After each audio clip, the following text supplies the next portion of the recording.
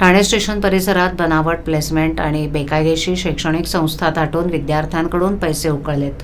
सदर प्रकारचा जाब विचारण्यासाठी भाजपाचे माजी शहराध्यक्ष संजय वाघुले, त्यांची कन्या आणि विद्यार्थी पालकवर्ग यांच्यासह स्टेशन परिसरातील खासगी संस्थेद्वारे फसवणूक केलेल्या विद्यार्थ्यांसाठी धडकले असता संस्था संचालक डॉक्टर प्रमोद कुमार मोर्या यांच्या कार्यालयात कार्यकर्ते आणि पालकांसह गेले होते.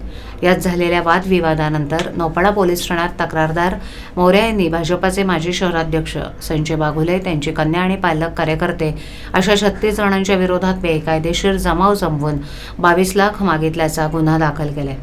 याचा जाब विचारण्यासाठी भाजपाचे माजी खासदार किरीट सोमय्या यांनी पोलीस ठाण्यात विद्यार्थी, पालक आणि कार्यकर्त्यांसह ठिय्या मांडला. घटनास्थळी नौपाडा पोलीस ठाण्याचे सहाय्यक पोलीस आयुक्त प्रिया ढाकणे ढमाळे आणि खासदार नरेश म्हस्के उपस्थित झाले.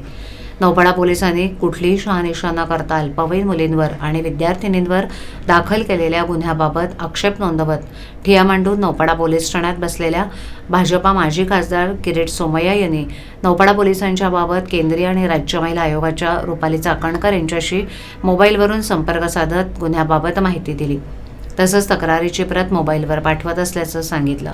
बऱ्याच वेळेनंतर खासदार म्हस्के निघून गेले. मात्र सोमय्या हे नौपाडा पोलीस ठाण्यात ठाण मांडून बसले होते.